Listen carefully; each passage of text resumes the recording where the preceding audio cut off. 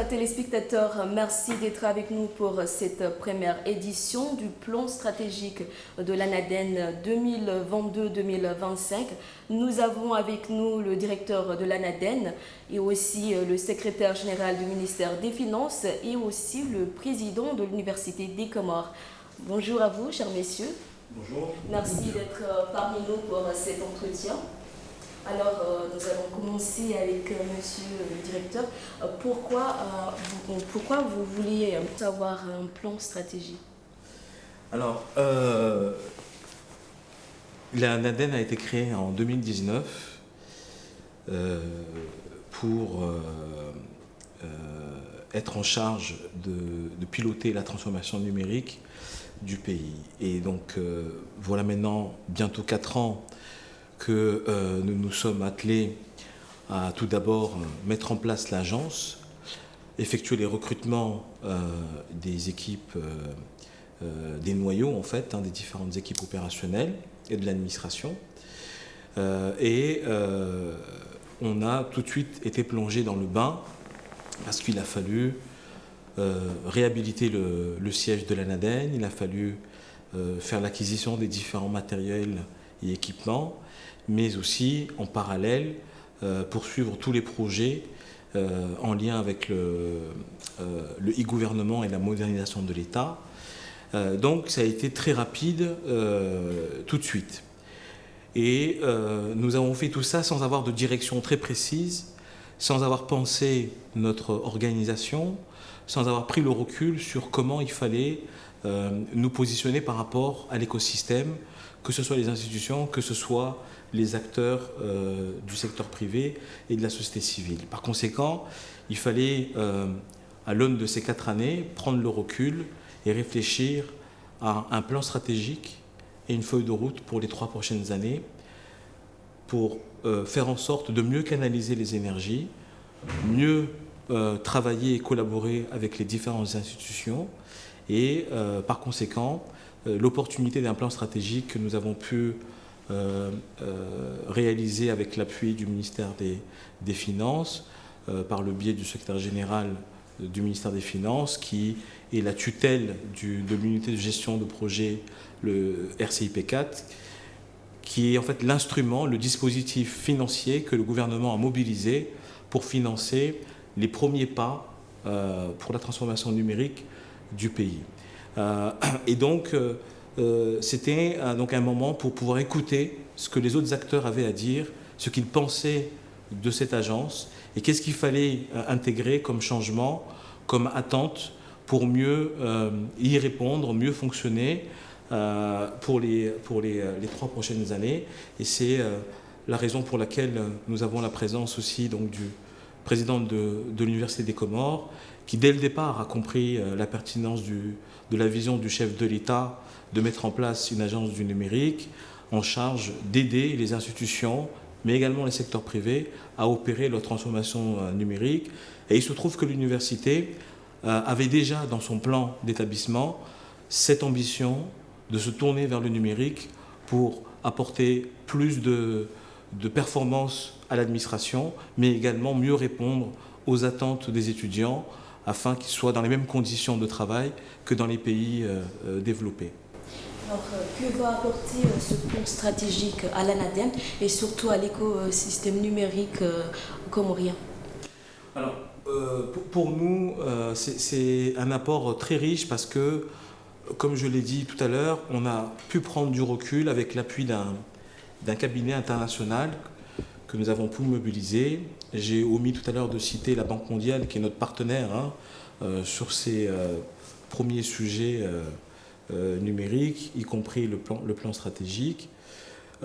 Et aujourd'hui, ça nous a permis de nous définir un organigramme qui soit plus en phase avec les ambitions, puisque nous avons pu justement faire un benchmark de 6 pays qui ont des agences numériques similaires à la nôtre. Et on s'est aperçu qu'effectivement, l'organisation voulue par le chef de l'État, en rattachant l'ANADEN au secrétaire général du gouvernement, à la présidence, pour incarner une volonté forte de donner la priorité au numérique dans le pays était un bon choix. Donc le plan stratégique est venu confirmer ce choix-là, mais il nous a également permis d'identifier quelles sont les directions qui manquent au sein de l'ANADEN, quels sont les différents niveaux de postes qu'il faut prévoir pour pouvoir être en capacité d'accompagner cette croissance d'activité et cette ambition que porte l'agence, mais que les autres institutions, que les autres acteurs comme l'écosystème attendent maintenant, puisqu'on a réussi en presque 4 ans à susciter de fortes attentes, c'est ce que ressort le plan stratégique, hein, des fortes attentes vis-à-vis de ces acteurs-là. Donc, ça nous a permis globalement de mieux voir comment nous devons nous organiser et de fixer clairement un cap et de mieux structurer notre vision et de venir confirmer les valeurs que nous portons, vous le voyez derrière vous, à savoir des valeurs de conviction, parce que pour faire un changement, il faut être convaincu déjà de la nécessité, de la possibilité de le faire. C'est de le faire avec bienveillance. Nous sommes là pour aider, pour accompagner l'université, pour accompagner les différentes institutions à opérer ce changement qui est difficile mais qui est nécessaire. Enfin, pour que tout ça fonctionne, il faut le faire dans un climat de confiance. Aujourd'hui, venir nous parler des problèmes qu'ils ont, des contraintes qu'ils ont à mettre en place un certain nombre de projets, c'est une manière de s'ouvrir, d'être transparent, et il faut que nous incarnions un tiers de confiance pour pouvoir faire ces changements-là. Et pour répondre à la dernière partie de votre question, pour l'écosystème numérique comorien, le plan stratégique montre clairement les priorités que nous devons adresser. On doit adresser tout de suite des priorités en lien avec le financement des startups comoriennes. Les startups comoriennes ont besoin d'argent, ont besoin d'un instrument financier adapté pour leur permettre de créer leurs entreprises et qu'elles se développent. D'autre part, le plan stratégique est venu aussi nous éclairer sur les priorités que nous devons mettre en place pour faire en sorte de travailler avec les startups comoriennes. Aujourd'hui, nous avons des exemples concrets au sein de l'ANADEN, puisqu'on a des projets en lien avec la modernisation de l'administration publique, qui est un outil qui va permettre maintenant à l'administration de gérer l'ensemble des immobilisations. On va commencer par le parc informatique. Donc on va désormais savoir combien nous avons d'ordinateurs au sein de l'administration, dans quel état ils sont, et comment on va devoir s'y prendre pour renouveler ce parc informatique avant qu'il arrive, on va dire, à terme. Hein. Et donc, quelle est la place que nous faisons à ces startups-là pour qu'ils aient des contrats, pour qu'ils puissent travailler? Puisque le premier pourvoyeur d'opportunités, c'est l'administration publique. Et enfin, comment nous devons collaborer avec cet écosystème? Les moyens de communication que nous devons mettre en place, le plan stratégique est venu nous éclairer sur cette partie-là. Voilà. Okay, Monsieur le secrétaire général, étant tutelle financière de l'ANADEN, quel bilan faites-vous des activités menées en faveur du développement numérique à travers le RCP4? En fait, RCP4 accompagne le gouvernement sur l'ensemble des activités liées au numérique et donc aussi à la modernisation de l'administration comorienne. Déjà, c'est RCP4 qui a permis à l'ANADEN de démarrer, mais qui a aussi permis l'opérationnalisation de l'ANADEN avec un budget d'environ 800 000 dollars sur 2 ans. Monsieur le directeur nous a montré l'importance du plan stratégique et pourquoi il voulait avoir le plan stratégique. Eh bien, il faut aussi noter que c'est le RCP4 qui a accompagné l'ANADEN pour l'élaboration de ce plan stratégique. Mais ce n'est pas ça seulement. Hein. Avec RCP4, l'ANADEN a pu se mettre à l'abri des aléas de l'électricité que nous connaissons impact souvent l'administration dans ses travaux, mais avec l'appui de RCIP4, l'ANADEN s'est doté de l'énergie solaire et permet donc de pallier aux insuffisances liées à l'alimentation électrique. Donc ça, c'est déjà un premier volet. Le deuxième volet, nous pouvons dire, c'est, là encore le directeur l'a montré dans son intervention, c'est le domaine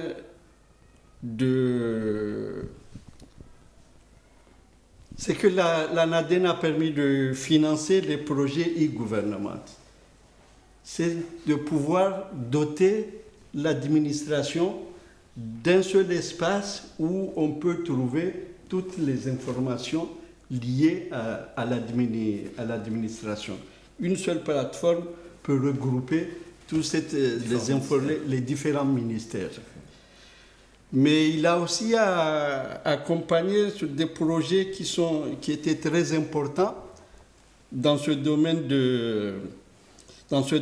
c'est de revoir le code de passation des marchés.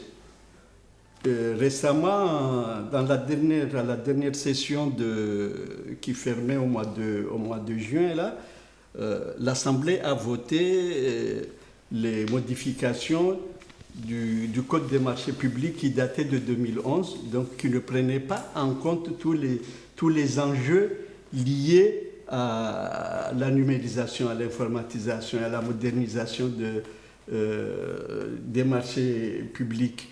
Et désormais, c'est réglé, c'est chose résolue. De n'importe où sur la planète, les gens peuvent soumissionner directement sur la plateforme des marchés publics, puisque la passation peut se faire désormais en ligne. Et il y a aussi tous les travaux qui sont faits pour la modernisation et l'appui pour la création des sociétés. Et là, il y a un effort important qui est fait en matière de registre de commerce et donc qui appuie l'ANPI dans la modernisation du processus de création des sociétés en mettant en place un guichet unique électronique. Donc nous avons aussi souligné donc, le portail gouvernemental qui est donc le site unique de communication du gouvernement pour l'offre des services électroniques. Le troisième volet, nous pourrons souligner, c'est le financement des projets de la modernisation de l'administration. Là, nous pourrons citer par exemple l'équipement de l'administration, dont l'université a aussi été l'un des bénéficiaires, qui permet donc aux étudiants de disposer d'ordinateurs, mais aussi... C'est l'administration. Mais aussi d'un financement de l'accès à l'Internet pour leur recherche. C'est ce qui est quand même aussi un outil important dans la réussite de leurs études. Donc, suivant votre intervention, est-ce que c'est comme ça que le ministère des Finances envisage de financer le PCE, Plan Comore émergent 2030, et le numérique en particulier? Financement du PCE, c'est un vaste programme. Et le hasard du calendrier fait que hier même s'est tenue la deuxième réunion du comité de surveillance pour la mise en place d'un cadre national de financement intégré. En fait, c'est quoi? C'est que le gouvernement, face aux enjeux qu'il y a pour le financement du PCE, a mis en place un instrument qui va donc lui permettre de mieux coordonner l'appui de tous les intervenants dans le domaine du PCE. Donc il a créé ce comité de surveillance pour la mise en place de ce cadre. Et actuellement, la principale mission, c'est d'élaborer une stratégie pour le financement de l'ensemble du PCE. Et hier, c'était donc la deuxième réunion du comité de surveillance. Il a déjà fait tout le mois de juin des entretiens avec tous les partenaires et les différents départements intéressés en la matière pour faire le point. Et hier, la réunion consistait essentiellement à valider la structure de la stratégie de financement. Le mois de septembre, on va continuer donc pour avoir le premier projet de financement de l'ensemble du PCE. Et ce cadre permet donc d'aborder tous les types de financements possibles, y compris des financements qui ne sont pas encore habituels pour nous, puisque l'un des objectifs, c'est vraiment d'accroître l'espace budgétaire et de pouvoir aligner les financements aux priorités du pays. Donc, parmi ces priorités, le numérique. Merci. Donc, je vais me retourner avec le président de l'Université des Comores. Alors, quelle place occupe actuellement le numérique à l'université? Merci beaucoup. Je crois que pour commencer, il faut rappeler que dans son intervention, le directeur de l'ANADEN a montré essentiellement la place, l'importance du numérique à l'Université des Comores. Je voudrais à cette occasion rappeler que nous disposons actuellement d'un projet de numérisation Horizon 2024, dont l'objectif général est de doter l'Université des Comores de moyens, de matériel et logiciels pour l'intégration du numérique à son sein. Donc ça, c'est un programme assez important. D'abord, c'est l'interconnexion de tous les sites de l'IDC. Vous n'êtes pas sans savoir que l'Université des Comores, c'est 10 sites éparpillés dans le territoire. Donc c'est beaucoup plus important donc, d'avoir un tel projet. Ensuite, c'est la connexion Internet au débit dans tous les sites de l'université. Un autre exemple, ça a été encore dit ici, c'est l'accès à Internet à tous les espaces étudiants de l'IDC. Également, la modernisation des équipements informatiques des administrations universitaires. Comme je l'ai dit, chaque site a une administration décentralisée. Là, je reviendrai peut-être sur cet aspect tout à l'heure. Mais, entre autres exemples également, c'est le câblage des locaux universitaires. C'est aussi la construction et équipement des salles spécialisées. C'est la mise en place donc, des formations ouvertes à distance. C'est l'infrastructure serveur.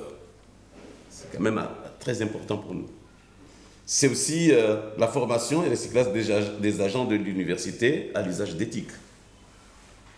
C'est également l'utilisation des outils du système d'information dans toutes les directions. Donc voilà, tous ces programmes, tous ces projets ne peuvent se réaliser qu'avec l'appui des partenaires financiers techniques, stratégiques. C'est l'occasion justement du lien, de ce qui nous rapproche avec la NADEN, qui a pris l'initiative d'appuyer l'UDC et nous a permis d'acquérir aujourd'hui des outils informatiques, notamment 75 ordinateurs, pour commencer la modernisation de l'administration de l'université. Et donc, ça nous permet aujourd'hui d'être productifs dans les meilleurs délais, avec efficacité. Et ceci avec l'accompagnement du projet SCP4. C'est très important de le rappeler, parce que l'Université des Comores essaye également donc, de travailler avec tous les partenaires locaux, internationaux, pour nous aider à mettre en place, à améliorer, si vous voulez, notre vocation, notre mission de formation. Il faut le mettre à profit pour essayer de nous moderniser davantage. Voilà, en gros, notre plan stratégique. Ouais, vous avez fini ou je... En fait, l'interconnexion, pour nous, reste un énorme défi. Et vous le saurez, peut-être vous le savez déjà, que Comores Telecom a tendance maintenant à nous appuyer également. Donc, nous, parmi nos partenaires, nous avons l'ANADEN en premier et puis Comores Telecom. Et c'est très important donc de le rappeler que nous travaillons dans ce sens-là.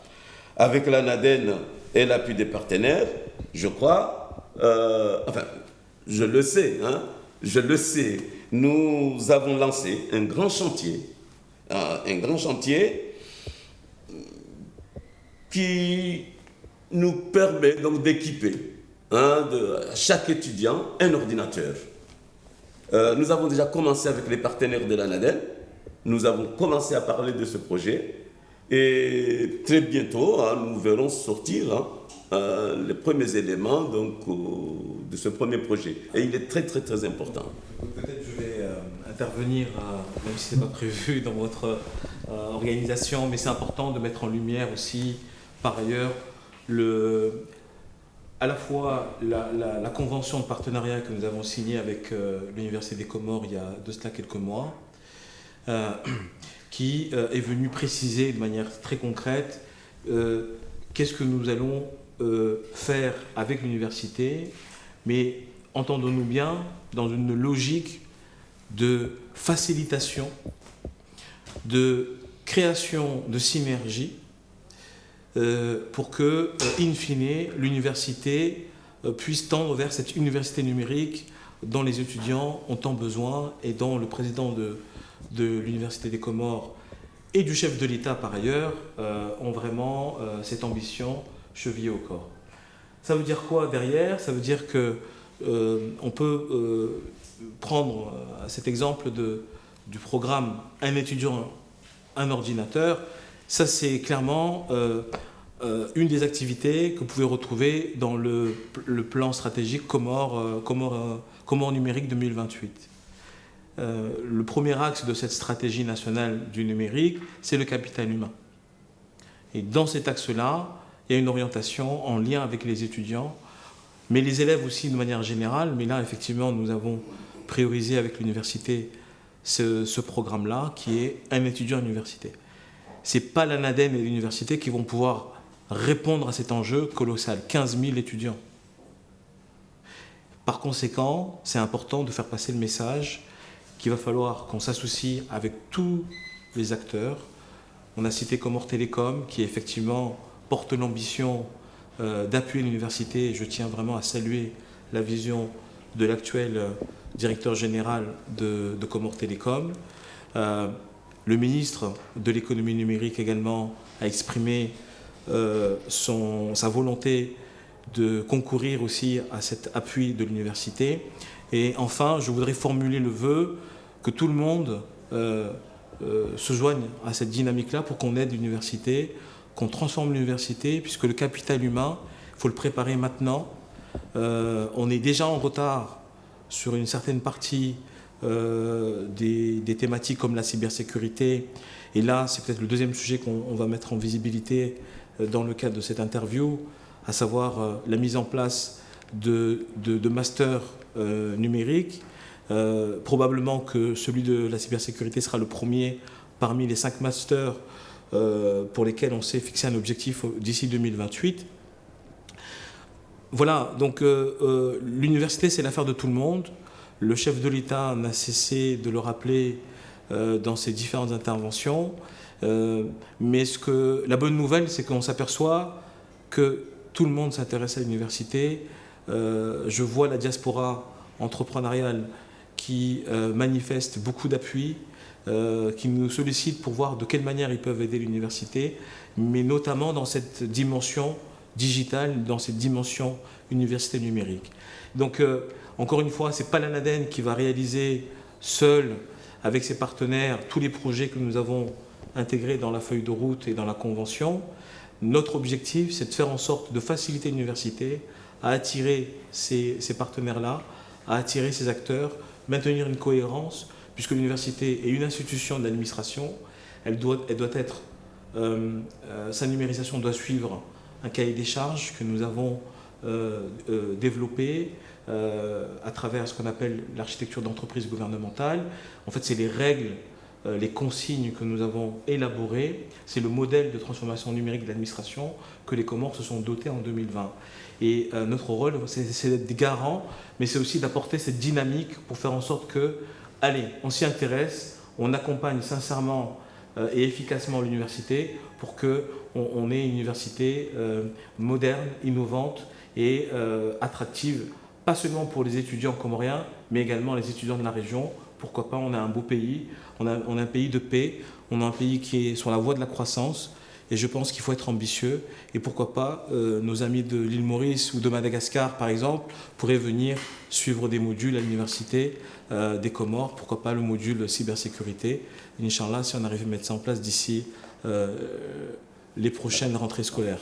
Voilà. Merci, monsieur le directeur, d'avoir apporté ces précisions. Merci, monsieur, d'avoir pu répondre à nos questions pour cet entretien. J'espère qu'on va se revoir avec notre édition. Chers téléspectateurs, c'est ici que prend fin cette édition. Merci de l'avoir suivi.